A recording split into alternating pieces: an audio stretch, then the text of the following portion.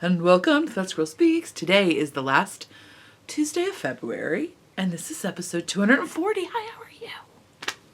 I am Amy Beth, also known as the Fat Squirrel on Ravelry and the Fat SQRRL on Instagram. And I know you're clever, so I know that you can tail? I know that you can tail. I'm the hostess of this hot mess. Oh my gosh, how are you? Thank you to all of you who have been hanging around with me for quite some time now. A few weeks ago, I had to look up a project, and I can't remember what it was even at all now. But I realized that I've been doing this thing for like 6 years. Is that right? Now I say that, it sounds like I'm lying. But no, that's at least correct. More than that. Because I started before my daughter went to kindergarten. Because I had many a mental breakdown with you along the way. One of which being, I'm afraid to send my child to kindergarten. I was not entirely wrong about that. School's not been easy.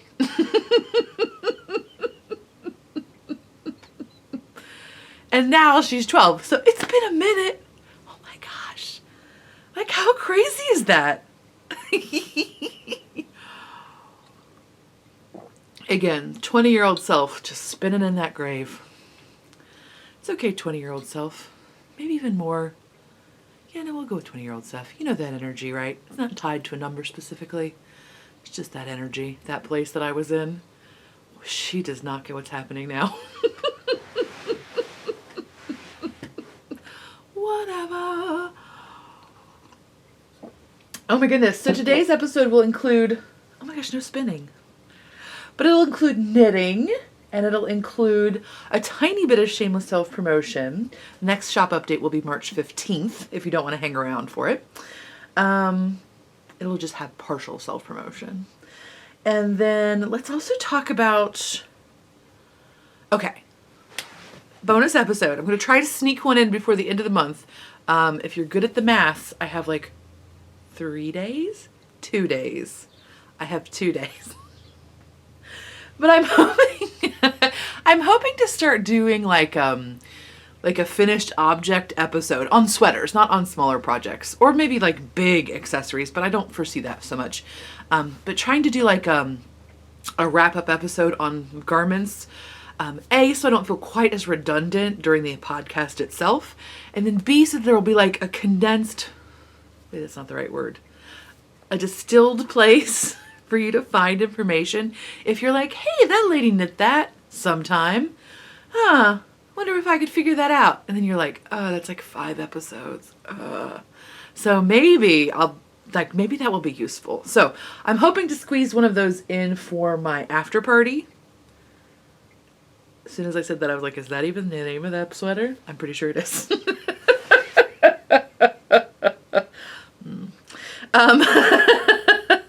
So I'm pretty sure that I will get that happening before the end of the month. I better so fast, knit faster. Anywho. So that was an administrative thing. What else are administrative things? Oh my gosh. I'm so in love with your love of the Sumo citrus. Like, I can't tell you how much I love it. By the way, Sumo and Tangelos. I feel like I kept getting that. And then somebody from California said they are very similar, but the difference between Sumos and Tangelos is that the Sumos are a much rougher skin, and that they actually are, either they have a more exaggerated looseness of skin, or in fact, the Tangelos don't. I don't know. But like the Sumo almost rattles inside of it. It doesn't rattle, but like you can actually feel it when you pick it up, that it's loose inside of its skin, which apparently is not the case for Tangelos. I have gotten so many pictures of so many produce displays, and I told somebody that the other day, and they were like, I was like, oh no, this is exciting to me. I don't know, I find that kind of stuff interesting, that kind of mundane, I guess-ish kind of stuff. But like, I am always interested in like what different produces are available in different places, what different things people call what is probably the same thing. Like again, even in our like very small internet connected world, right? Where like I have connections to people in Alaska and Maine and Brazil and Germany and the Netherlands and Finland, and like where we all have this like kind of, we get these like micro communities that are spread out over so much. So even with all of this communication and connection, like there are still regional differences for the name of some produce items, which I find like both really interesting and kind of charming, and in a way almost like hopeful. I know that's really weird. Y'all, I'm having a year. It's okay. This 40 thing is intense. Oh, so I don't know. I really dig it. Like, again, when I was a kid, I've talked about this before, so if you're a returning viewer. Hi, 6 years, what? Of course I'm going to tell the same thing twice. I only have so much going on. I don't leave the house that often. I talked at one point about when I was a kid, we called green peppers mangoes. Like, that's what my entire family has referred to them before. I've never heard the term green pepper. They were always called mangoes. And then when I went to Fancy Pants College, I realized that mangoes were not mangoes. And the fact mangoes were green peppers and mangoes were mangoes. And so, but I've always found that like real, and they were, it's not like our family just called it. I feel like I remember seeing it labeled as such, and the internet did confirm that in fact that is a regional difference. And the reason it happened is that in the time of preserves, almost everything was called that was like pickled or preserved, or I think primarily pickled, but preserved and some. They were often all called they were called mangoes again, right? And I don't know where that came from. Is that from mango chutney? I don't know what's happening. I can't remember. I did look this up at one point. Anyway, so everything that was preserved. So sometimes the things that were in those preserved things got called mangoes, specifically green peppers. I don't know that anything else got called a mango. And now I'm thinking about mango on Saturday Night Live. And I can't stop. So anyway, I do find that very interesting. And it does feel like, I guess the charming part feels like nostalgic for something, like is perhaps not charming, but nostalgic. It's that like, oh, there are still like remnants of when we called things the wrong thing because, Grant Aunt Edna got that off of a railroad car one day, and that story doesn't make any sense at all. And I'm not going to edit it out. There you go. Never mind. But it does have that like warm nostalgic feel. Again, I'm not a person who thinks like everything was better at a different time. I don't feel like that at all. But I do feel like that there are pockets of things that feel true and good.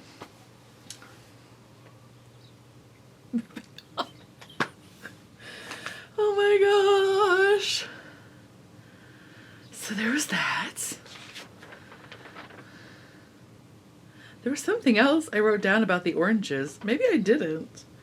I guess I didn't. I feel like I had written things down to talk about, but apparently I did not. Oh, there it is. Oh my gosh. Oh, so bird things. The birds are going crazy right now. Not the birds. The house sparrows are going crazy right now because I don't have their like cruddy feed out. We have 2 bird feeders. Well, we have 5 bird feeders. But we have 2 seed feeders. No, that's not true because we also have Nair seed, but nobody eats that right now because we don't have any finches coming around. Anyway.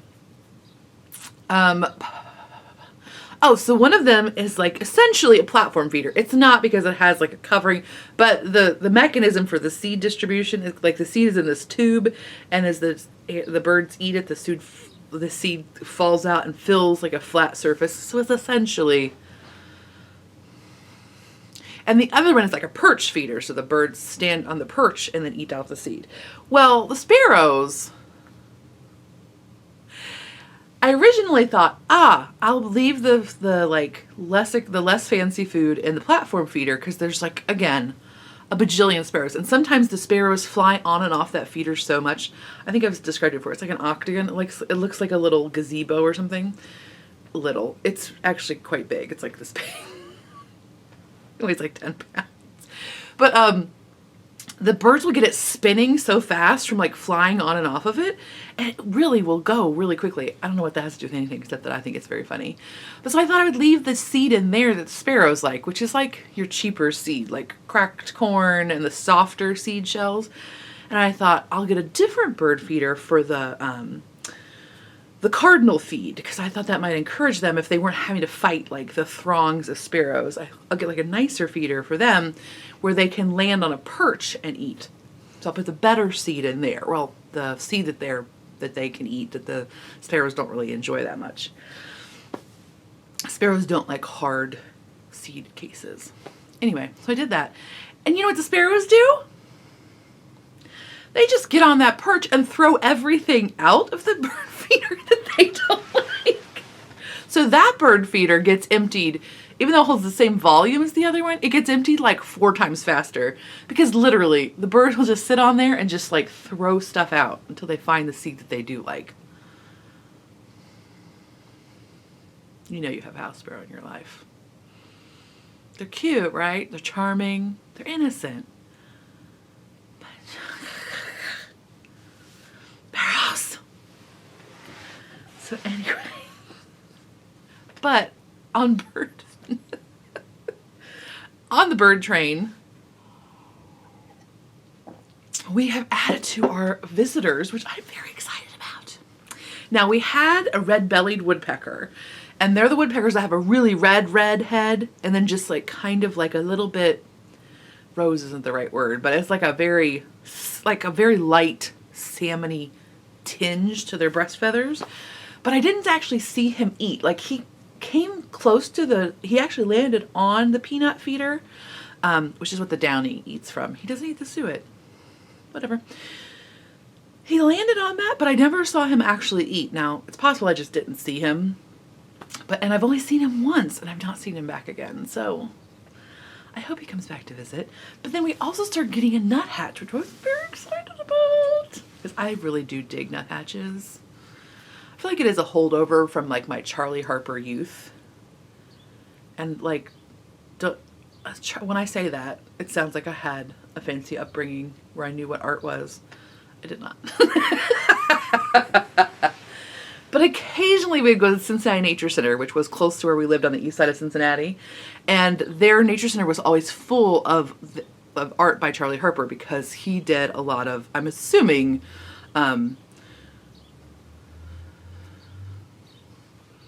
gifty work for them. And like their logo and everything like that. So I actually did not know that Charlie Harper was an artist. Like I did not know that that was anything beyond like their logo and their like branding until I became older. But now it again has that very pure nostalgic feel to it. And so one of the iconic Charlie Harper images is the nuthatch. So I don't know if that's why I love them. They're also just cute. I mean, hi. And I get really excited about anything that's not a house sparrow or a starling.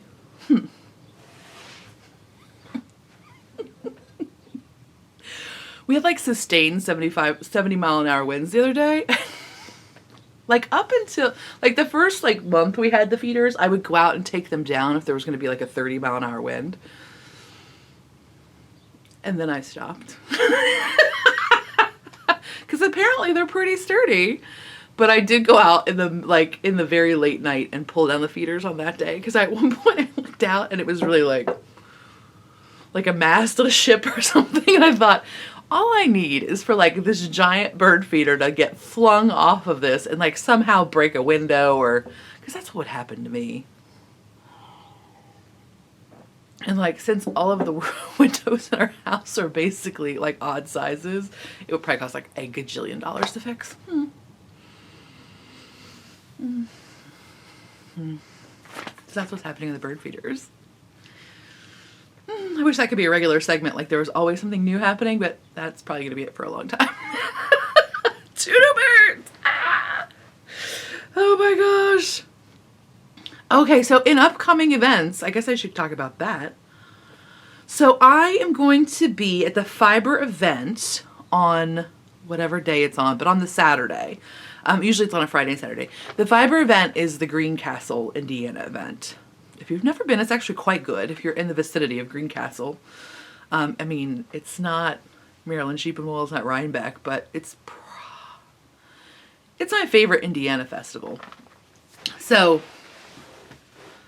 yeah, it's my favorite. There's like 3. I don't know why I'm thinking like, I just want to clarify. Yeah. Anyway, so that's going to be happening. I am taking a spinning class in the afternoon. There's a sock spinning class.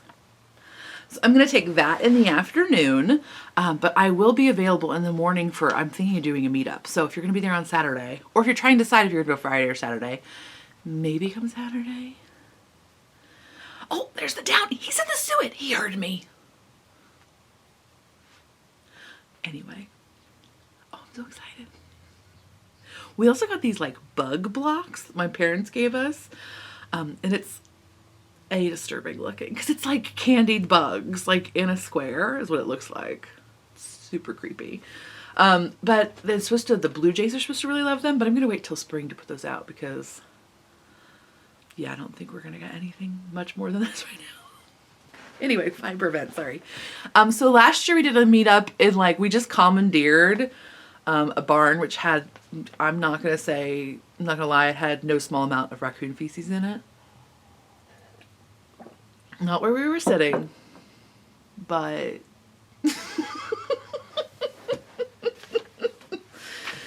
so this year hopefully it'll be sunny and we can do it outside, but if not, you know, raccoon feces it is. Apparently it doesn't hurt you. That sounds like some of you are like horrified, like, oh, no, it was not. It was just like on a table on the other side of the barn. Settle down. It was exposed to the air for like a very long time, so I'm pretty sure that means it's totally non-toxic anymore. Sunlight, UV sterilization is a thing, right? If you have toddlers, avoid this meetup. Anywho, oh my gosh.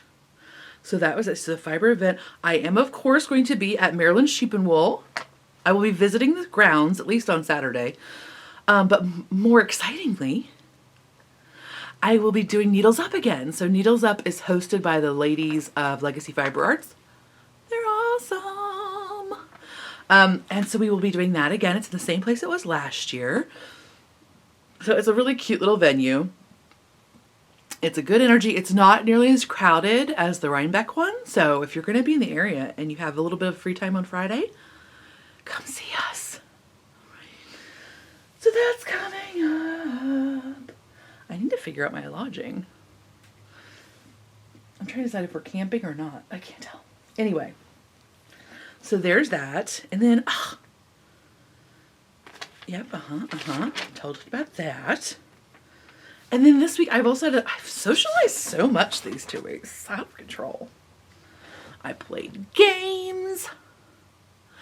I went to a crafting day at the farm, by the way. Oh my gosh, Knitsman Farm. Joanna's goats are going to have baby goats any second. I actually got to watch Goat Cam while I was there. Very exciting. And they just got a circular sock machine.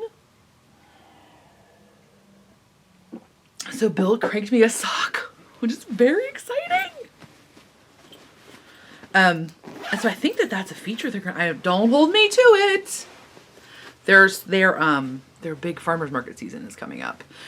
So, but I'm pretty sure they're gonna offer that as an option for at least for a while for their own yarns. That's what I understand. So you can totally get your fancy self-striping from Knitsman Farm cranked and ready to go. Just putting heels and toes and cuffs. So exciting. Right. Oh my gosh, right? Like I do okay with the gaming socialization because there is like, because there's a game being played, usually there is some sort of like central movement. Conversations don't get too, like they're usually topical. Like there's just like brief, like nuggets of conversation. And so I still do embarrass myself on the reg. It's usually for things I understand. You know what I mean? Like, I'm like, oh yeah, that's just because I'm weird that way. That's not the correct way to say that. But anyway, but when I'm like in sustained conversations, like for craft day, I'm such an only child. Are any of you only children? Are you only children who are also introverts? I feel like we are the most broken of the people.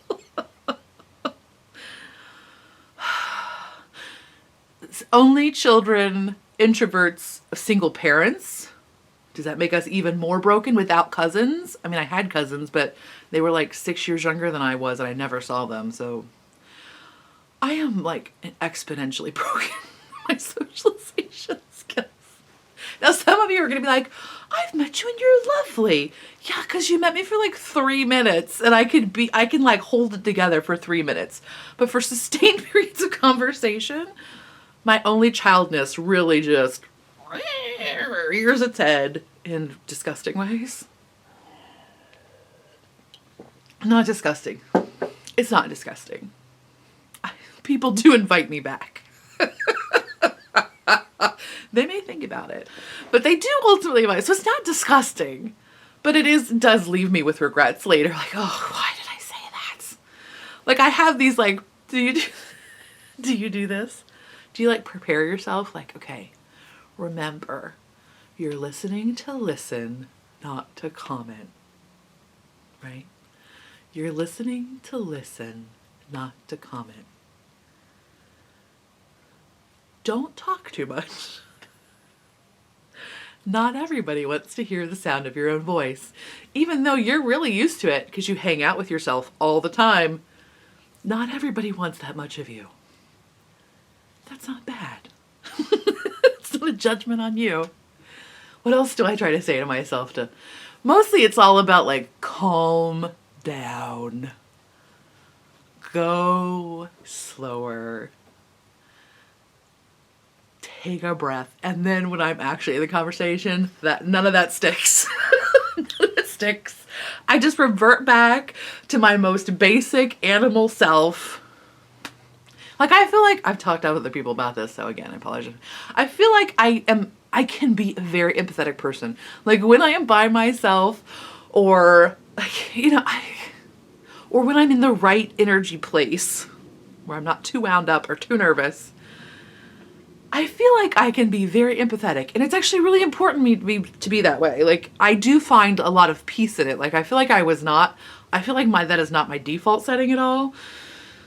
Like I feel like up until like my late 20s, I was really bad at being empathetic. I didn't even really know what it was. And I feel like not being empathetic makes me very angry and reactionary. Reactionary is not maybe reactionary is the right word. It makes me my most animal self, right? It makes me my most like self. And so I do feel like only after I learned to practice empathy did I like have a better place in the world, like at least the potential for a better place in the world when I'm not being animal brain. So like, I know it's power and I know that it's what I want and it's a goal. I feel like it is like something I continuously work on, but it is because it is not my default. I think I'm not good at it. When I'm not trying to be good at it. Do you know what I mean? Like, is it like what it is to have a different language in your head? I don't know. I don't know what it is. But I sometimes realize that when I'm with other people that I am, not that I'm not being empathetic, I'm just not, again, it's not at the forefront. Now I'm outing myself. I'm broken.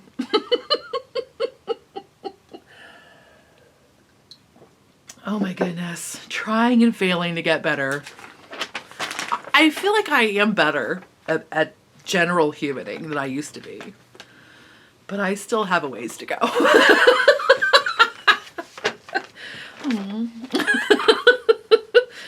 Anyway, what else did I need? Why did I just out myself? Whatever. Do you feel... Some of you are like, I don't know what you're talking about. And clearly you're a terrible animal human. And other of you are like, you're not alone. Okay, so let's talk about knitting. What? Is that what we do here? I don't know. That sounds crazy. Okay. So, let's see. Things that I have worked on that you've seen before. I am, I have steeked my Afterparty, which means I have like finished the body of the knitting. What? And it smells like tuft woolens, which is so exciting. So here is my Afterparty sweater. It is Beaverslide. That's not Beaverslide dry goods. It is Bartlet yarns in the TerraCotta, and then I don't know what the other colorway is. And oh my gosh, I realized that I might be playing, I'm playing a little bit of Yarn Chicken. I think I'm gonna be okay. But I thought, I'm just gonna see how much shipping is for one skein, and it's not on their website, the TerraCotta. But I'm hoping if I call, they'll be like, oh yeah, we just haven't put that up there yet. Because there's another colorway that I don't see there, which is like a green color. That's very specific to me and you don't care. So you can see my insides. Oh yeah, that's right. Look at them floats. This has very tiny floats, so that's a good thing. Okay, so there it is. This is the first bottom-up sweater I've done in quite some time. And luckily the sleeve length worked out. I was a little concerned because I didn't know the yoke depth. And I also fiddled with it a bit because I just can't not. This is what happens, right? So I did fiddle with it a little bit. Because again, when it's not clear what the yoke depth is, oh, whatever. You know what I should have done? I should have really just like mapped this on to an Isolde pattern or something like that. And so then I would have felt more confident about yoke depth and all that stuff. And again, I said last time, I could have figured it out, and I'm just, apparently I just like to be ridiculous. So there you go. But there it is, yay! It is actually quite lovely, and I am rather excited about it. So it fits a little tiny bit snug. Where's left and right? Oh my gosh.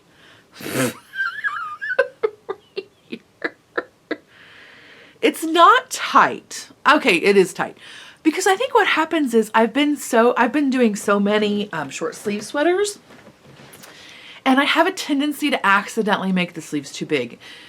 And it just occurred to me, I don't know why it just occurred to me, but trying this on, it occurred to me that like when you do a regular sweater, you want -2 inches of ease in the like the bind off area, wherever that is.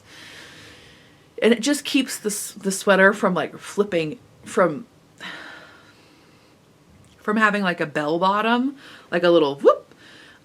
It kind of helps. It doesn't like give it like 80s style, like really, remember when you did that, right? Like 10% increase after the ribbing for the body. That was standard for a long time. I feel like that might be an easy thing. Elizabeth Zimmerman thing. I'm not sure. What were we talking about? Much like you're having -2 inches of ease in the bottom of a sweater to keep it from like whooping out. When I do a short sleeve sweater, that's what I should be thinking about too. So if, for example, my arm is 20 inches, I should be making that sweater 18 inches. And so I keep thinking like, oh, well, maybe it's because my sweater ends here and that's like not the fattest part of my arm. Like the fattest part is a little bit down. I've been confused about it. And then all of a sudden I had this epiphany where I was like, but because I had that epiphany after I made this sweater, I think I made my sleeve a little tight. Because usually I'm like, oh, just 0 ease in the sleeve. Otherwise it just gets too crazy. But no, I actually do need a little ease in that sleeve, especially for a cardigan. So it is a little bit snug. It's not pulling, like it doesn't have that look to it, but compounded by the fact that this has much less stretch in it. So one of the things I talked about in my, like how I modify sweaters for me is that, you know, knitting naturally has a give. It has elasticity. That's the whole point. And so you have, even if I've done 0 ease on a sleeve before, it still has, again, because my sleeves are 20 inches, if it only has 10% ease, well, if your sleeve is 10 inches, you're only going to get an extra inch out of it. But if your sleeve is 20 inches, you're going to get an extra 2 inches out of it, right? I'm not sure about that math. That's right. But because this has so much less elasticity in it. I mean, it doesn't have zero elasticity in it, but it has much less than the straight knitting. That's another factor I think that makes it feel snug. Whereas normally, even I don't mind too much having zero ease in a sweater sleeve. Because, again, that stretchability makes you feel more flexy. But this just feels a little bit more constrained. Again, it's fine. And I didn't even notice it when I pulled it on, like to try it on before I steeked it. It is really when I put the sleeve on, when I put the sweater on, that I notice that it feels a little bit. And like when I put my arm down, you can kind of see, well, I don't even have it on right, but you can see a line, like where the meeting of my arm and my body are, which, I mean, the line, I guess, is always there, but it seems more pronounced for some reason. That's not bad. It's just a lesson, right? Next time I make a yoked sweater with color work, I will give myself a little bit extra room in that arm. So,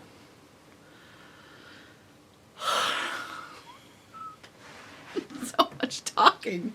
So, luckily, before I steeked this sweater, I put on my Emelie sweater, which is from a while back.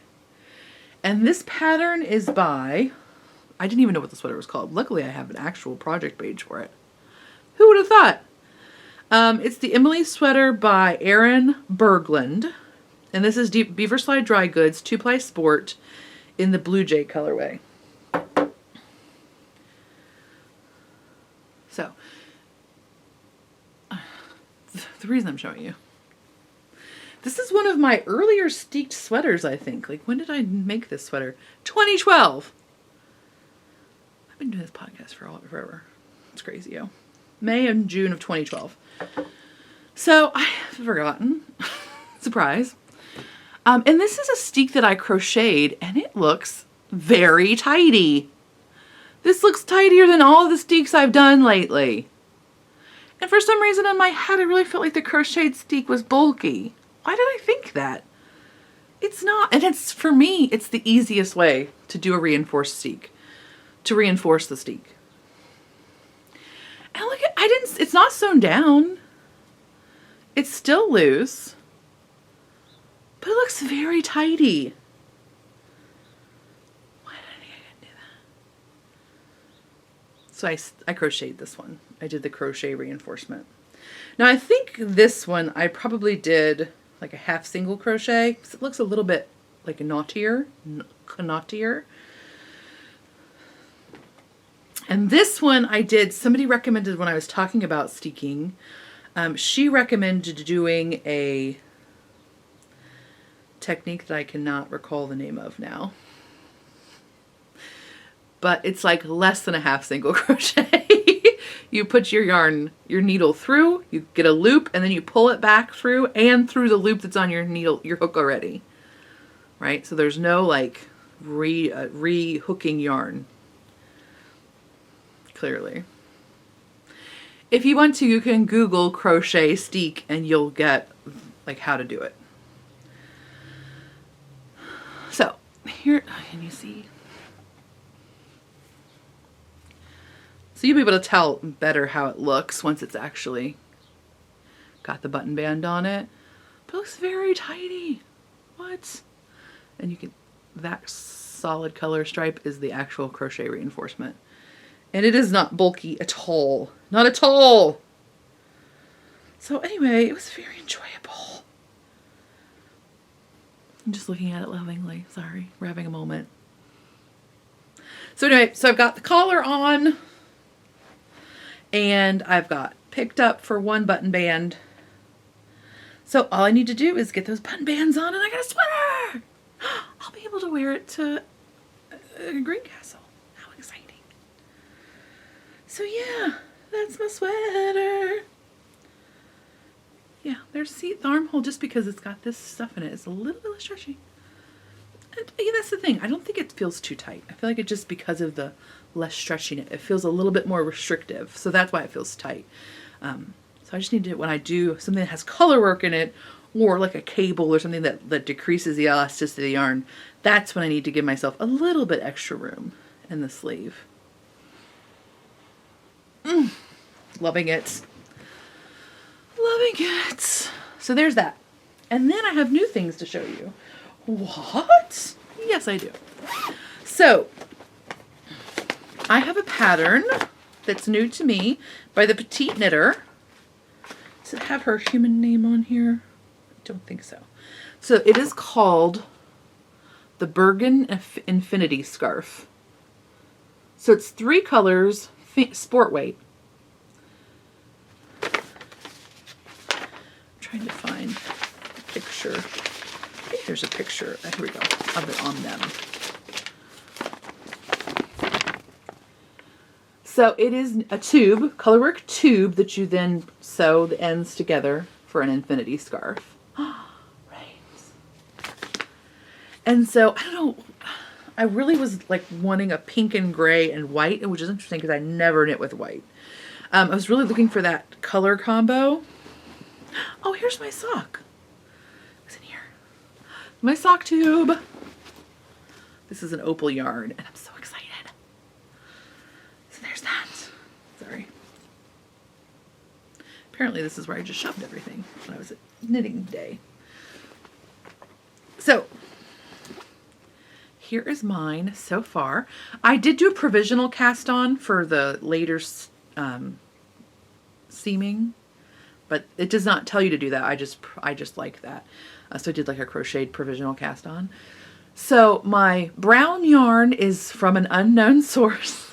It was a gift, and it's super sheepy and woolly, and it is so gorgeous. It's got a little bit of lanolin in it, and I dig it hard. My white is Beaverslide Dry Goods 2-ply sock in the Bear Grass colorway. So it's just a warm white. It's not a blue white, it's a yellow white. And then I also have this as my 3rd color. So that'll be added in. This is also Beaverslide Dry Goods 2-ply sock, and I apologize, I left the tag over at my winding station. But it's pretty clear that this is the one if you're wanting this color. There's only a few pinks, and one of them is clearly that one. So anyway, I'm very satisfied with it thus far. I think it's really lovely. I was gonna add a little bit of width to it, but then I thought, actually, I think this is the same width as many infinity scarves I have. So I'm just gonna go with it. So the only thing that's unusual to me is that instead of giving you, like, for example, one of the pattern sections is like 8-stitch, essentially 3-row repeat. Instead of just giving you that little bar, she's giving you like a whole page of it. So instead of saying repeat X 6 times around for 40 rows or whatever, she has it more mapped out for you. And I think this would be helpful to some folks, especially if you're maybe newer to stranded knitting and you're not sure, like if your brain has trouble looking at that small pattern and understanding what it's going to look like repeated over and up. For me, I find this a little challenging. I had to just like kind of square out my little area that's the repeat because that's just what I'm more used to. But just so you know that that is an option, that is the part of the pattern, is that it's printed for what, like 4 repeats of the pattern. Yeah, and you work the pattern for like 11. So it's a little odd too in that it's not like half the scarf or 1/3 of the scarf. It's like, but anyway, that's just different. It's different for me. It's different than other formats I've seen. And so at first I thought, have I cast on the wrong number of stitches? What have I done wrong? Is this double knitting and I don't understand what's happening? So anyway, it's a little different. And then, yeah, but it's a very visual pattern. There's not many words at all. It's largely these giant charts.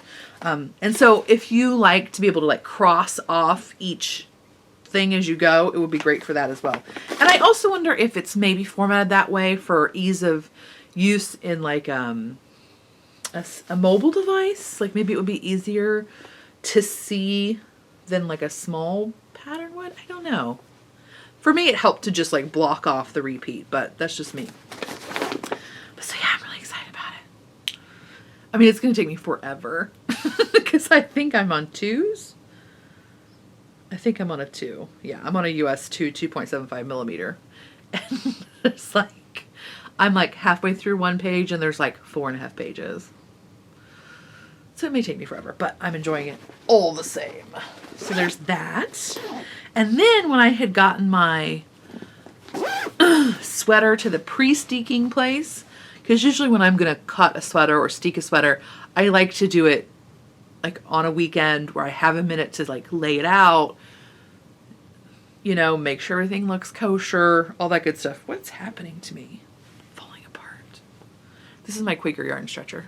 It's hand spun. So in the meantime, I was like, that's usually when I cast on another sweater. Like as soon as I bind off the neck and I'm ready to do the more finishing edge sides of the project, then I usually am casting on another sweater, or even sometimes before that, because so I got to that place and then I was like, because as we've discussed in the last several episodes, I'm having like I want to knit all the things. So I was trying to decide the Guthrie, but that's colorwork DK, which is going to be a heavy sweater for me anyway, because I am a warm lady. So there's that, and then I want to do the Woodfords really bad, and I've wanted to do it for several years now, ever since I saw the Gentle Knitter wear it at Rhinebeck one year. But that's another fingering weight sweater with sleeves, and I thought, just finished essentially a fingering weight sweater with sleeves. Let's not be crazy.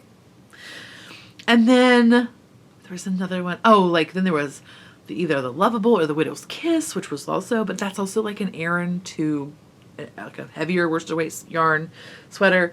And so I was like, and then, but I have been wanting to knit Stephen West's Marled Mania cardigan since it came out. And I was just having that paralysis of, do I try to plan out all of my stripes? Do I just like jump in? Because I really did gather yarn for it months ago. I think that's safe to say. Perhaps pre-Christmas. That would be months ago. So I have this like whole bag of blues, and this is probably not going to go in, but I'm putting it in there just for a pop in case. But like all blues and browns, like this is kind of like what I'm thinking. So I have a whole bag of this nonsense that's been hanging out and staring at me to be used. So finally I was like, dude, just cast this thing on. And so I did. So right now I just am working on the ribbing section, which is going to last for 7,000 years. And so I am working with a skein of Susan B. Anderson's Wisconsin woolen spun in a very dark brown, a skein of hand spun, and this was spun from Mini Bats by Hobbledehoy. So it's predominantly brown, but it has some baby blue, some baby pink, it has some sparkle, it has a little bit almost of white maybe, yes. So those are the two, because I really do like a lot of the versions that had a very dark collar. Now I may have liked them because then they also had a very bright body, and mine will not, but we'll just see what happens. And then I'm holding that double with a skein of mohair silk. So I had some of the Webs, the Valley yarn in their Southampton in this charcoal gray color, but I didn't have enough, so I did purchase some Stacy Charles fine yarns. That's also a 70/30 mohair silk. And I apologize, the name is like covered up. Effects, I guess is what it's called. That is also a charcoal gray. And it's 232 yarns, and the Web one's 230 or 280. It does feel a little bit thicker than the Webs one, the Northampton Wools one. But they're a fairly good color match. Again, it's with the hand spun, it's not like it's going to look like a consistent, there won't be clearly like, whoa, that part's different, you know, at least I don't think it will be, because every part will be different a little bit. So yeah, so nervous. But I was just going to use the hand spun and then the Barrett wools, but my hand spun for once is a little thinner than fingering weight. And so I really love the look of the very plush ribbed collar on both the Marled Mania cardigan and the Marled Mania pullover. I love it when it just looks really fat and plush. So I decided that I wanted to go ahead and hold another strand with it. And I definitely would have, if I just had like a regular merino or some sort of lace weight that would have worked, I would have also been open to that. But now that we have all of these mohair silks that are popular, that was also an option. Sorry, I just saw where I missed the strand of mohair silk. And I did try it with the lighter skein because I had that like kind of light brown that I worked on my Hedgewitch shawl with, but I liked the look of the darker color. Again, you don't really get the color reading through because the value is pretty similar to the two base yarns, so you don't really see it. With the light color, with the contrast, it was very clear that there was even more marling going on. And so I went with the darker one to have slightly less marling. So again, there's still some color texture that will continue throughout, but it's not. And also, again, I did like the look of the darker, sorry, the woodpecker's back. Not the red-bellied one, the downy. I did like the look of the darker collars quite a bit. And it's very plush. Yay! Wow. So, very enjoyable. Looking forward to it. I'm still trying to decide how I'm actually going to proceed with marling. I'm going to try to be fairly random with it, because I feel like if I am not random with it, I'll never progress. Does that make sense? Like if I have to I'm afraid that if I actually think about it, I'm just going to get locked down and not go forward. That's my fear. Okay, then I think shameless self-promotion. So this is not, so there will be and so if you're not interested in shameless self-promotion, I'll see you next time. There's not going to be any more knitting. The next update will be March 15th. That's a Friday, so the Ides of March, at 9 p.m. Eastern Time. And then that may be the last update before Maryland Sheep and Wool. Well, until after Maryland Sheep and Wool. I was thinking I would get another pre-order in, but I don't think it's going to work out. I know, now that I say that, I'm like, no, I really should try to get that pre-order in. Heads up. I don't know what's going on.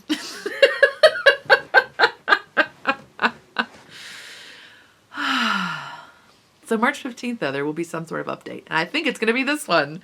So again, this is not all. This is just 2 of the bags because I don't have the other samples sewn up yet because I'm still finishing last round's pre-orders of the kitty cat bags, the cat tea yarn bags. Those are probably going to go out March 1st.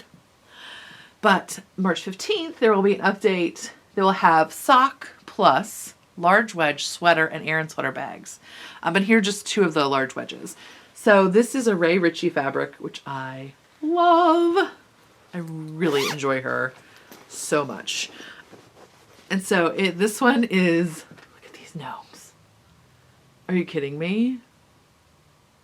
And I love that they're not David the Gnome Gnomes. You know what I mean? Like, this gnome is not here for you to look at. This gnome is here to ride its fox and go into the forest and fetch the mushrooms for a special brew that will win the love of his desired mate. Clearly. So I just really love him. Ugh. And I love the like line quality of the fox. Oh, so good. And of course mushrooms. Hi. And so what I did on this one, since it's a lighter fabric, there is the kind of olive gray brushed canvas bottom. So you don't have to worry about getting it as dingified. And of course these all have a unbleached cotton liner. Oh, so charming. So charming. And then this one, okay, I do have to tell you, I'm not sure what's going on with this spinning wheel, and I'm a little disappointed. But it's still cute, so whatever. Just because things are problematic doesn't mean we can't like them. So, like, well, this clearly shows no understanding of knitting and spinning and yarn. But whatever, it's really cute. Okay, it does. This is how it works. The fox has a bobbin of yarn, which that's not a bobbin, but we could say that it's on a bobbin because it's simplified drawing, right? So that's probably a bobbin, or at least like is that called a quill when you do the point spinning? Whatever. And so the deer is just in a moment of rest, because what's happened is the fox has been winding off her skein onto the deer antlers, right? But there was a bit of a snag. There was a bit of a marl, a bit of a knot. So she had to go back and figure out what was going on, because the inside of her bobbin there kind of got loose, and so it kind of was twisting up with the stuff she was winding off. So that's what's happening. It's totally legit. That's definitely that's what's working. But look at these flippant. This is called Black Forest, and you can see why. Like, do you dig these houses? And I really do love the trees as well. And then there's these happy folks. Whoa, things are not working. Playing harp and flouting in the woods, as you do. And then you can't see it as well on this side, but there's also whatever this creature is. I'm thinking maybe it's a bear.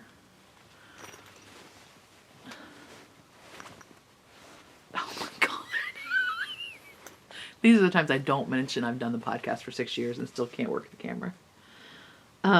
It's not even working the camera. It's working my own self, which I should have free control over in front of the camera.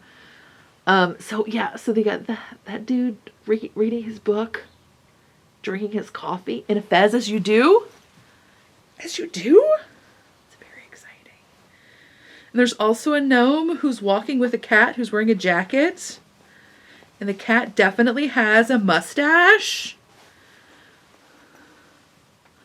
And they've been gathering more mushrooms in the forest. Okay, I can't tell that those are mushrooms. Maybe it's just a delicious willow bark tea, because dude reading by his cup of tea has a little arthritis in his bare knees. So they're bringing him some willow bark tea. Right. So then there's also the sweater and the Aran sweater also have the brushed canvas bottom, but they're like portraits of all the animals. I'll show them to you next time. I just wanted to show you these because just in case you don't keep up with the podcast, I wanted you to know that was on the horizon. So again, that's March 15th. Oh my gosh, is that enough of my voice? I think it definitely is. That was me checking to see that the battery said 8 minutes, and when I started it said 84 minutes, which that's not a good sign. Anyway, I hope you have a great week, and I'll talk to you next time. Bye.